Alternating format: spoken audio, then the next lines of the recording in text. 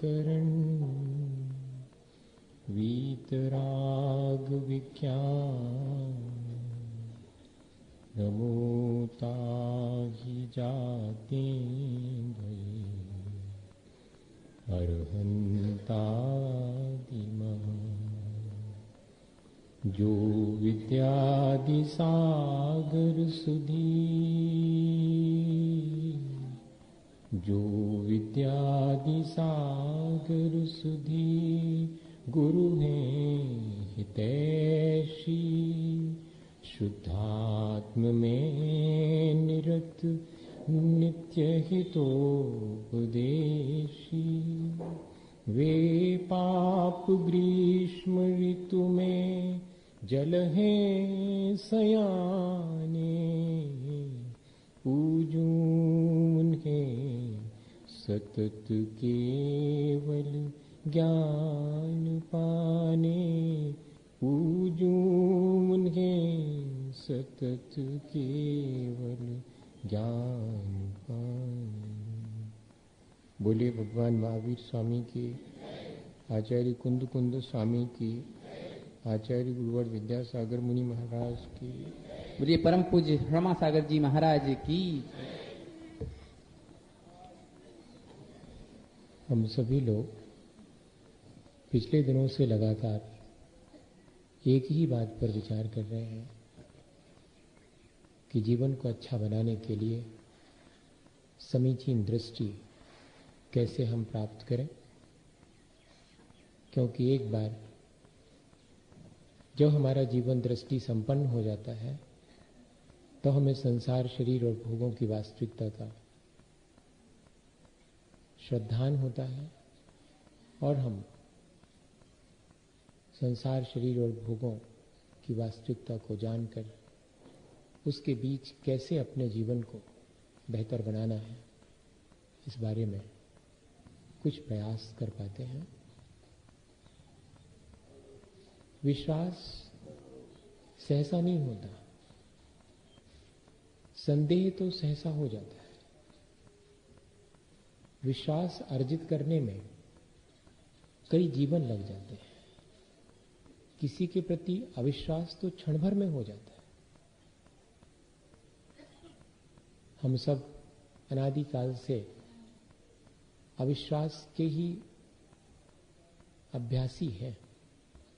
इसलिए सच्चे देवगुरु शास्त्र का सानिध्य मिलने पर 7 तत्वों का समीचीन श्रद्धान और अभ्यास करने पर आपापर का भेद विज्ञान होने के बाद भी आत्म कल्याण की रुचि जागृत नहीं होती। संसार का प्रपंच ही ठीक जान पड़ता है। अपने कल्याण की बात पर विश्वास नहीं होता। सुनते हैं, दूसरे को बताते भी हैं, लेकिन स्वयं के जीवन में उसके अनुरूप चलने का भाव ही नहीं बनता। इसलिए ये दुर्लभ है दृष्टि की संपन्नता या दृष्टि की निर्मलता। वो जैसे ही अपन को प्राप्त होती है ऐसा विश्वास सुदृढ़ होता है कि फिर उसमें संदेह नहीं होता और हमारा मार्ग आसान हो जाता है। अपने जीवन को अच्छा बनाने का मार्ग, अगर अपने जीवन को अच्छा बनाने के मार्ग में चलने से पहले उस मार्ग के प्रति हमारे मन में संदेह है और भय है, तो ये दोनों स्थितियां हमें उस मार्ग पर चलने में बाधा बनेंगी। आचार्य भगवंतों ने इसीलिए श्रद्धा को होने के बाद भी बहुत सावधानी रखना ये बात कही है। विश्वास हमें हो जावे तो उसके बाद कौन कौन सी हमें सावधानी रखनी चाहिए। और इतना ही नहीं, हमारे जीवन में जैसे ही श्रद्धा उत्पन्न होती है तो हमारे जीवन में बहुत सारी क्षमताएं, योग्यताएं अपने आप प्रकट होना शुरू हो जाती हैं। उन सब की भी चर्चा करी है। ये तो ठीक ऐसा है जैसे कि किसी के हाथ में दर्पण आ जावे तो दर्पण में अपने चेहरे को, चेहरे की मलिनताओं को हम देख पाते हैं, लेकिन दर्पण आने के बाद बड़ी सावधानी रखना पड़ती कि जरा सा धक्का लगा, हाथ से छूटकर नीचे गिरा तो टूट जाएगा। श्रद्धा होने के बाद भी ऐसी ही सावधानी जरूरी है। श्रद्धा होने के बाद अंतर मुहूर्त के अंदर अगर उपसम सम्यक दर्शन हुआ है तो छूटेगा। अगर हम असावधान हैं तो फिर अर्धपुद्गल परावर्तन काल तक संभव है कि दूसरी बार सम्यक दर्शन ही ना हो। पल्ल के असंख्यात में भाग तक छुआ हुआ उपसम सम्यक दर्शन पुनः प्राप्त नहीं होता।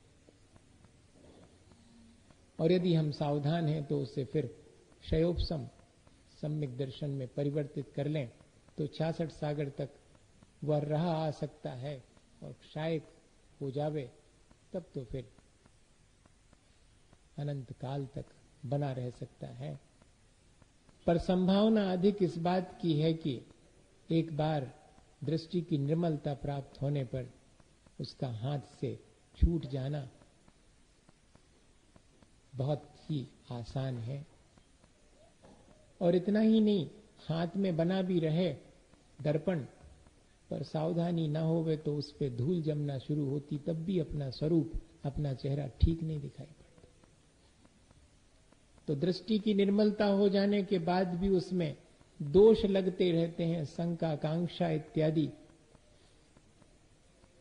जो 25 दोष हैं। तो धीरे धीरे वह सम्यक दर्शन भी मलिन होकर के और फिर एक दिन छूट ही जाता है। इसलिए सावधानी की आवश्यकता है। दृष्टि की निर्मलता हम सबको, हम मान के चल रहे हैं कि प्राप्त हो गई है। सच्चे देवगुरु शास्त्र के सानिध्य में हमने बैठना, तत्व का अभ्यास करना, आपा पर के भेद विज्ञान को करना, अपने भीतर आत्मा की रुचि जागृत करना, ये जो जितनी भी भूमिका है वो हमने बना ली है। अब रही बात भीतर के मिथ्यात्व के क्षयोपसम उपसम की, वो हमारे हाथ में नहीं है। वो तो हमारी जो बाह्य अभ्यास है उसके चलते, और किस क्षण होगा हम कह नहीं सकते। पर हमें ये सावधानी भर रखनी है कि जिस क्षण हमें वो श्रद्धा उत्पन्न हुई है, हमारी थोड़ी सी श्रद्धा की भूमिका बनी है, वो हमारे हाथ से निकल ना जाए। उसके लिए जरूरी है कि हम जैसा तत्व का स्वरूप अनंत भगवान ने कहा है उसमें संदेह ना करें। उसे जब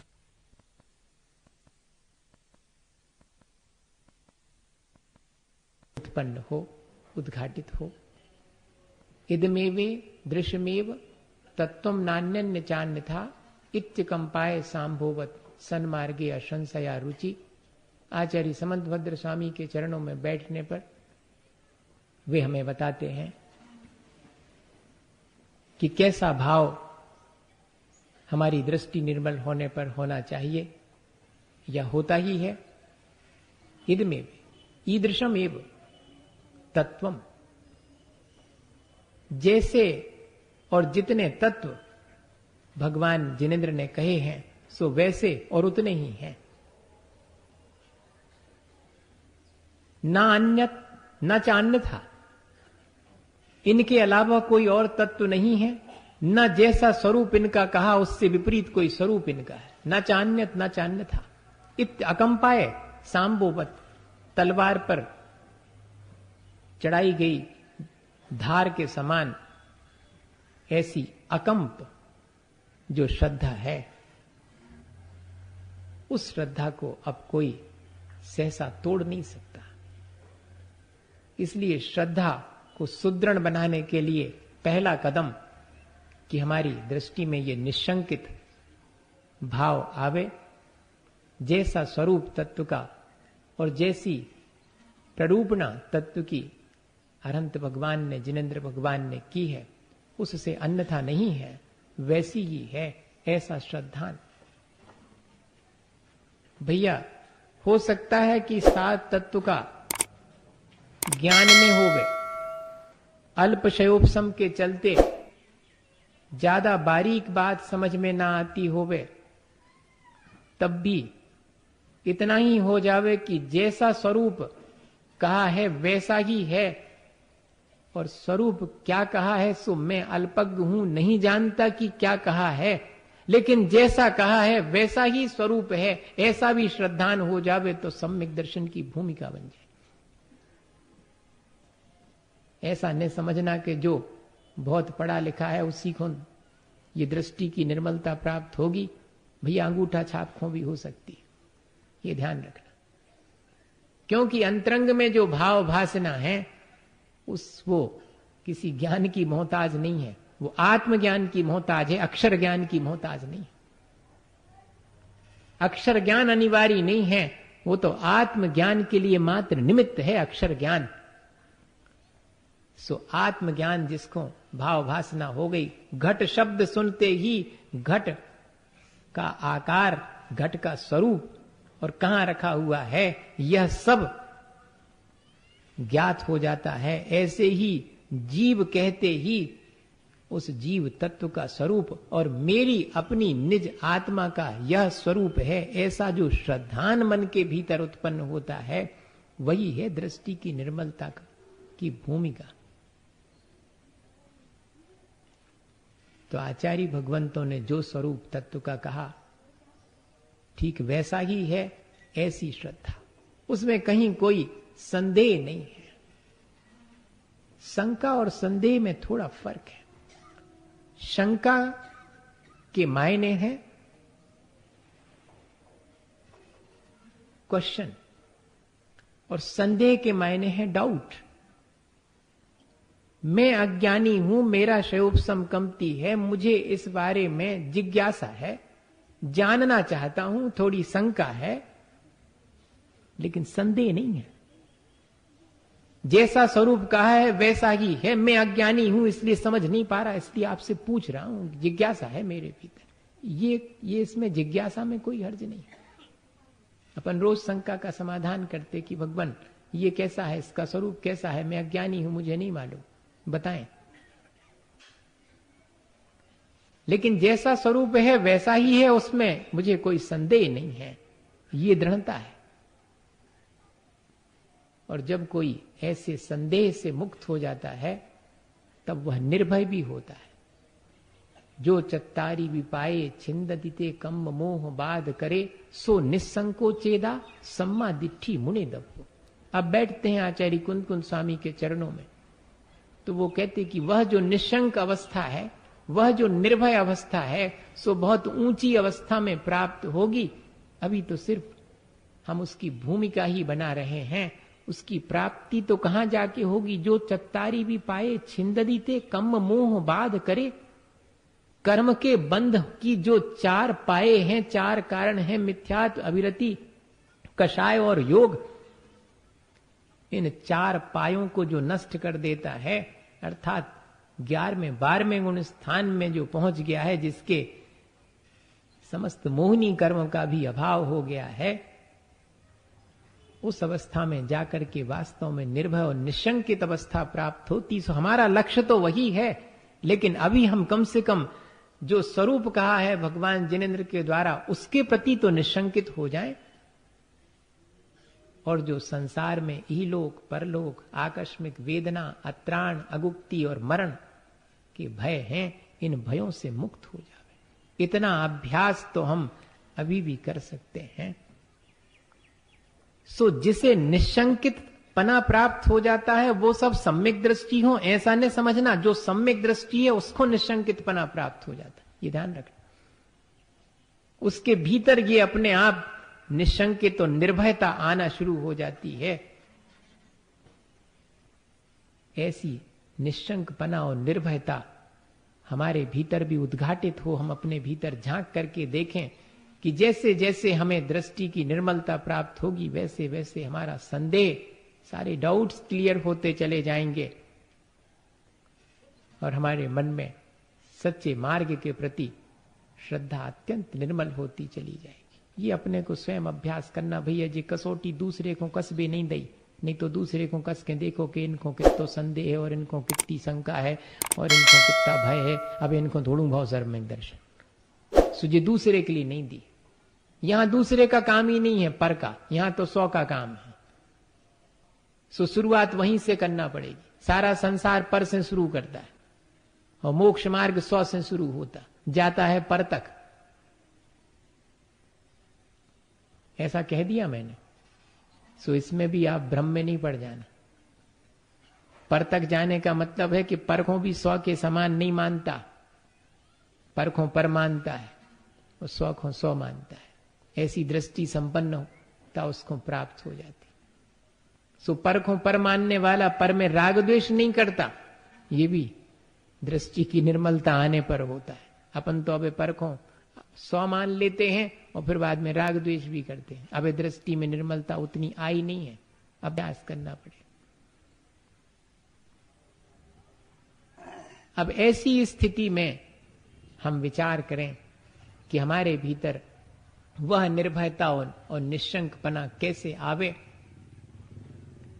विनोबा ने अपने जीवन के संस्मरण लिखे, उसमें लिखा कि मुझे अंधेरे से बहुत भय लगता था और अपनी छाया से, परछाई से भय लगता था। सो उनकी मां ने दोनों ही भय उनके थोड़े थोड़े से बातों से दूर कर दिए थे। अंधेरे से भय लगता था तो उनकी मां कहती थी कि जाओ, अंधेरे में चीज रख देती थी, कहती जाओ उठा के ले आओ। जी कहती हम नहीं जाएंगे, अंधेरे में डर लगता। तो कहती कि देखो जब डर लगे तो भगवान का नाम लेना, जोर जोर से लेना, और मैं यहां से आवाज लगाती जाऊंगी, डरना मत। तो मां नीचे से आवाज लगाती थी कि हाँ पहुंच गए, अब चले जाओ, डरना नहीं, और डर लग रहा हो तो जोर से भगवान का नाम लो। तुझे जोर जोर से भगवान का नाम लेते हुए और चले जाते और अंधेरे में से सामान उठा के लाते। 2-4 बार ऐसा हुआ, फिर इनके मन में आया कि अरे कुछ होता जाता तो है ही नहीं, मैं बेकार में डरता था और फिर मेरा कोई बिगाड़ कैसे करेगा, मैं तो भगवान का नाम ले रहा हूं। तो श्रद्धा ने भय को मिटा दिया, और श्रद्धा के साथ जो उत्पन्न होता है समीचीन ज्ञान, वो भी भय को मिटा देता है। कैसे? तो छाया से डर लगता था, अपनी ही छाया को पीछे देख करके भागते थे कि वो आई हमारे पीछे, छाया पकड़ लेगी मुझे। तो रोज ऐसा होता था, धूप में खड़े हुए छाया पीछे दिखी सो भागना शुरू किया, चीखना चिल्लाना कि मां बचाओ, छाया मेरा पीछा कर रही। मां एक दिन चौके में काम करने से बाहर निकल के आई और कहा कि ते इतना उपद्रव करता है और उससे डरता है, ये तो तेरा तेरी सब बात मानती, बेकार में डरता है, कहती कैसे मानती मेरी बात। तो मां ने कहा कि अपना हाथ रख ले सिर पर। तो हाथ सिर पे रखा तो कहा देखो, उसने भी अपना हाथ सिर पे रख लिया, तेरी बात मानती कि नहीं। तो हाथ अब बैठ जा तुम, तो बैठ गए तो छाया भी बैठी हुई दिखेगी, देखो तुम बैठी तो वो भी बैठ गई, सब बात तो मानती, तुम बेकार में डरते उससे। कह ले हाँ ये बात तो सही है, अब ज्ञान हो गया, दोनों ही भय से मुक्त हो गए। ये श्रद्धा और श्रद्धा के साथ उत्पन्न होने वाला जो समीचीन ज्ञान है, वो दोनों ही मिल करके और हमें संदेह से और भय से मुक्त कर देते हैं। 7 प्रकार के भय संसार में हर जीव के लिए हैं। यहां तो मेरा सब कुछ ठीक चल रहा है, आगामी जीवन में पता नहीं क्या होगा, ऐसा भय बना रहता। और यहां पर भी कोई मेरा बिगाड़ ना कर देवे, इस तरह का भय बना रहता। अकस्मात विपत्ति आने पर भयभीत हो जाते कि अब क्या होगा। शरीर में रोग व्याधि इत्यादि हो जाने पर भयभीत होते कि ये कैसे ठीक होगा। और किसी नए स्थान पर पहुंचकर चौपात पे बैठे हों तो चारों तरफ से असुरक्षा का भय होता है, और अपरिचित जगह पर अपरिचित लोगों के बीच बैठ करके कोई मुझे यहां बचाने वाला नहीं है, अगर विपत्ति आ जाएगी, ऐसा अत्राण भय उत्पन्न हो जाता है। और मरण का भय तो हर एक जीव के लगा ही हुआ है। इन भयों से कौन मुक्त हो सकता है? जिसकी दृष्टि निर्मल है। अब अपने जीवन में झांक के देखना के दृष्टि की निर्मलता और सम्यक दर्शन अगर आ गया है तो ऐसे भय से हम मुक्त हो जाएंगे। ये कसौटी है। कौन मेरा बिगाड़ करेगा? मेरे परिणाम मेरा बिगाड़ करेंगी, और मैं अपने परिणाम नहीं बिगाड़ूंगा तो दुनिया मेरा क्या बिगाड़ करेगी। तो इस इहलोक और परलोक भय की क्या आवश्यकता। और व्याधि अगर होगी तो शरीर में होगी, मेरा क्या बिगाड़ करने वाली है। जो वेदना उत्पन्न होती वो शरीर जनित है, उससे मेरी आत्मा की कोई क्षति नहीं। जब तक मैं अपने परिणाम नहीं बिगाड़ूं उस वेदना में, तब तक ये वेदना मेरा कोई बिगाड़ नहीं कर सकती। ऐसी दृष्टि प्राप्त हो जाती। धीरे धीरे अपन कठिनाई की तरफ बढ़ रहे भैया। हाँ, लग रहा होगा कि बहुत आसान सी चीज है, लेकिन धीरे धीरे आगे बढ़ेंगे तो मालूम पड़ेगा, फिर समझ में आएगा कि हाँ सचमुच दुर्लभ तो है। कोई विरला ही ऐसी दृष्टि से संपन्न हो सकता है। हमारी तो अभी भूमिका भी बनाने में बहुत मुश्किल पड़ती है। सम्यक दर्शन की भूमिका में बने रहना वो भी बहुत विरले ही जीव को हो पाता है। और ना अंतरंग में, तब तो फिर वो और अधिक दुर्लभ ही है। फिर तो संसार में होते हुए भी जीव मानो संसार से पार हो गया।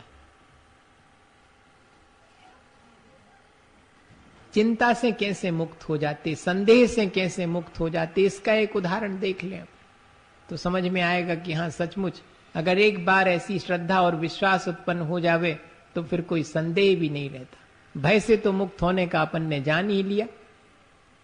एक और उदाहरण मैं आपको दूं। वनस्पति शास्त्री थे, बहुत प्रकार की वनस्पतियां उनने अपने प्रयोगशाला में इकट्ठी कर रखी थी। नई नई वनस्पतियों की खोज भी करते थे। मालूम पड़ा कि एक बहुत दुर्लभ वनस्पति यहां से थोड़ी दूर पर घाटी में मिलती है।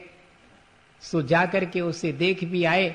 घाटी में 400 फीट नीचे उतर करके वहां वो वनस्पति प्राप्त हो जाएगी, लेकिन इतनी एडवांस टेक्नोलॉजी तो थी नहीं कि वहां नीचे तक मशीन से उसको प्राप्त किया जा सके या स्वयं नीचे जाकर के आया जा सके।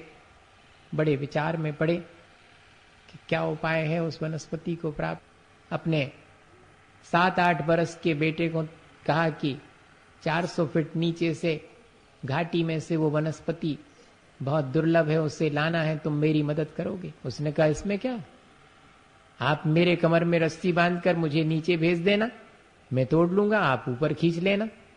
मैंने कहा कि आइडिया तो बहुत अच्छा है।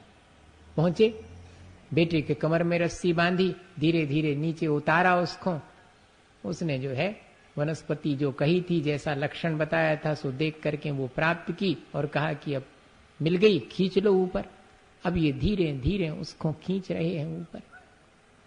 थक गए हैं सो ऐसी बात नहीं है, लेकिन चेहरे पर पसीना बहुत है, चेहरे पर चिंता के भाव भी हैं, अत्यंत भयभीत भी हैं, और खींचते चले जा रहे हैं, घबराए हुए हैं, बेचैन हैं।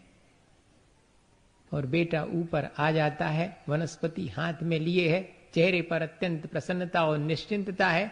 कहीं कोई भय नहीं है, कहीं कोई संदेह नहीं है, कहीं कोई शंका नहीं है। उसे देख करके ये बड़े चकित होते हैं, और वो बेटा इनको देख के चकित होता है कि देखो इनकी हालत क्या है। मैं तो नीचे था और जी इतने बढ़िया ऊपर थे, मैं तो कोई घबरा नहीं रहा हूं, मैं तो अत्यंत प्रसन्न हूं, निश्चिंत हूं, और घबराहट इनको है।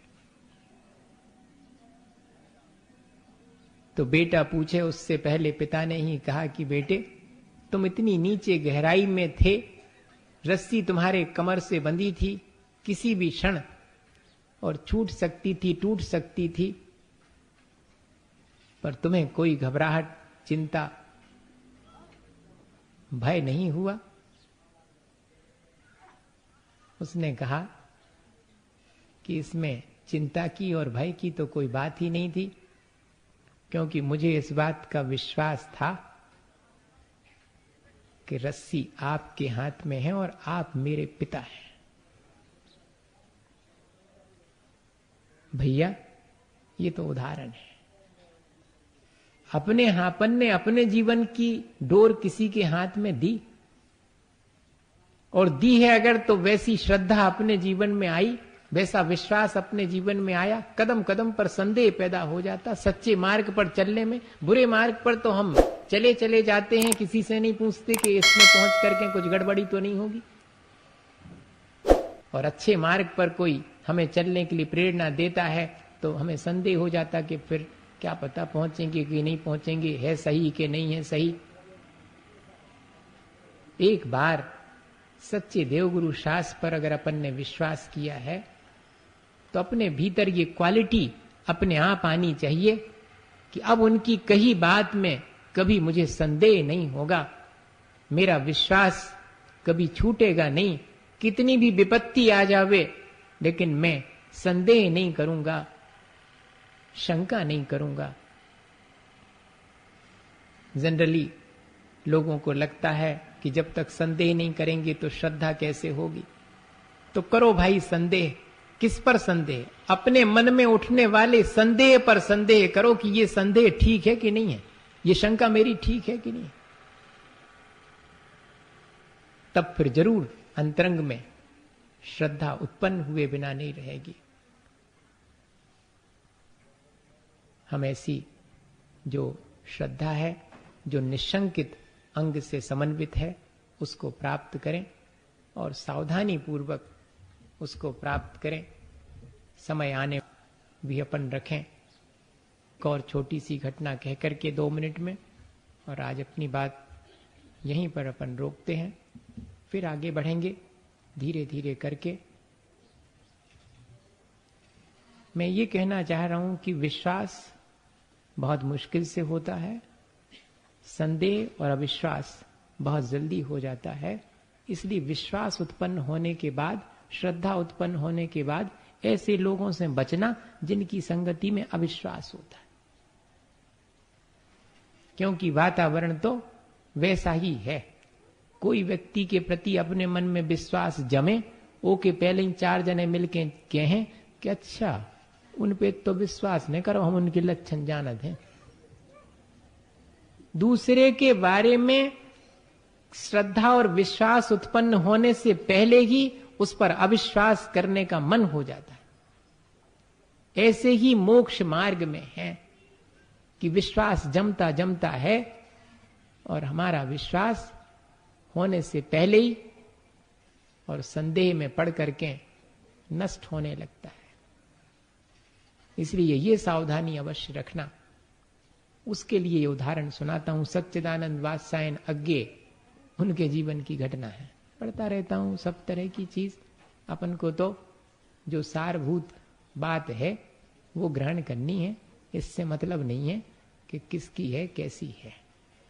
हाँ, थोड़ा सा इस बारे में थोड़ा फ्लेक्सिबल तो होना चाहिए। अगर सत्य की प्राप्ति करने के लिए आपके मन में विचार है तो थोड़ा ओपन हार्टेड तो होना पड़े, थोड़ा सा खुला हुआ मन तो होना पड़ेगा। आग्रही मन जो है वो सत्य को नहीं खोज सकता। निष्पक्ष होना चाहिए। तो क्या हुआ, वो चले जाते थे कश्मीर की यात्रा पर, घुमक्कड़ थे बहुत। उनका नाम अज्ञे जैनेन्द्र कुमार ने रख दिया था। अक्षय कुमार, जैनेन्द्र कुमार, सच्चिदानंद वात्स्यायन और एक और नाम था मैं भूल रहा हूं, यशपाल जैन। ये सब जो है दिल्ली के अंदर उसमें बगीचे में, और सुबह मॉर्निंग वॉक पर जाते थे तो बेंच पे बैठ के और चर्चा करते थे। साहित्यकार थे सब। अब तो कहो इनके नाम इन्हें मालूम हो कई जनों को। हाँ, आज की पीढ़ी का तो हिसाब अलग है। शौक ही नहीं है उन सब चीजों को जानने का। ये मुझे संस्मरण यशपाल जैन ने सुनाया था, दिल्ली वालों, कि वहां पर इनका कोई भरोसा नहीं रहता था। आज मिले, आज आए हैं तो कल नहीं आएंगे। पता करते तो जहां कहीं मिलते ही नहीं थे। कहाँ रहते तो कह ले धीरे धीरे, कह ले उनके बारे में कुछ पता नहीं, अज्ञे अज्ञे, वो जानने में नहीं आते, इसलिए नाम लिखा था। वो कश्मीर की यात्रा पर रहे थे तो रास्ते में उनको कोई उनके मित्र मिले और उन्होंने 3000 रुपए दिए कि जाओ। सन 1936 के अंदर 3000 रुपए की कीमत तो 3 लाख से भी ज्यादा। तो 3000 रुपए दिए कि फलाने वहां पर जाकर के उनको दे देना हमारे मित्र को। इनने अपने पॉकेट में रखे, न लिखा पढ़ी न अंगूठा। उस समय विश्वास का जमाना था, है? मैं कहना ये चाहता हूं, ने उनके मन में संदेह है कि क्या पता दे हैं कि न दे हैं,